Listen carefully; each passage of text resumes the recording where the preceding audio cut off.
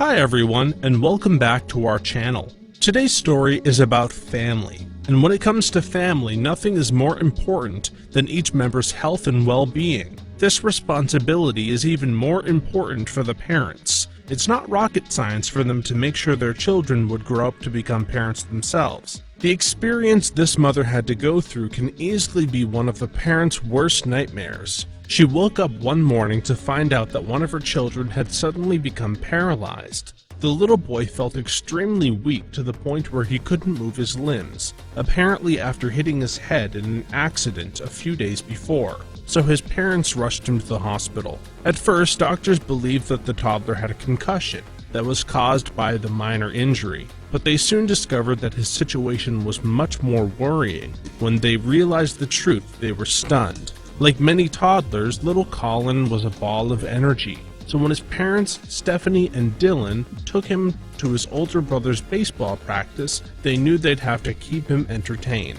As a result, Dylan and Colin enjoyed a game of hide-and-seek around their family car. Amidst the excitement, the youngster tripped and fell. Although Colin suffered a little cut to his eyebrow, he got right back up and started playing again.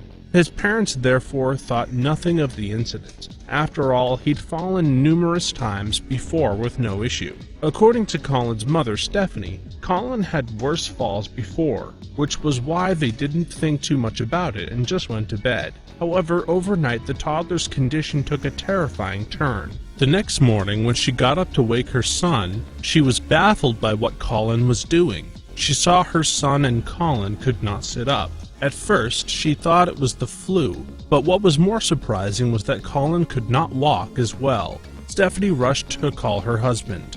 Her husband and Colin's father, Dylan, rushed home, picked up Colin, and Stephanie drove them to the hospital. At the emergency room, the concerned parents explained how their little one had fallen the night before.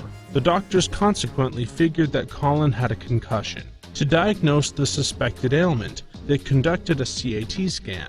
However, the test result came back clear. Despite this good news, though, Colin's health was still in decline, and now the experts seemed stumped as to what the problem was. Consequently, they had their son transferred to a children's hospital in Memphis, Tennessee. It was only then that doctors discovered the shocking truth behind the toddler's illness. Colin got to the new facility just in time. Doctors told his parents that if they arrived just 30 minutes later, his little body would have gone into cardiac arrest. Luckily, however, they were able to stabilize the child and get to the bottom of his condition.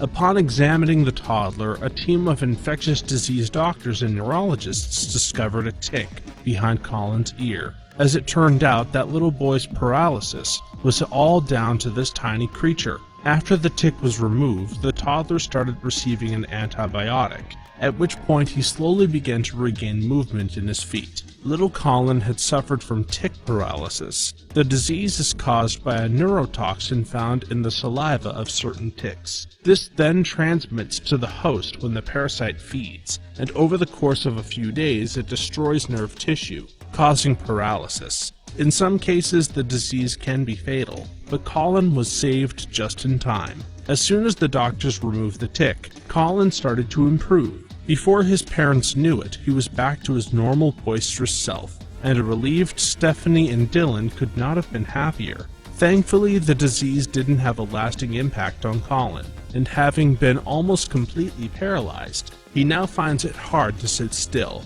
His parents are probably exhausted. Thanks for watching until the end.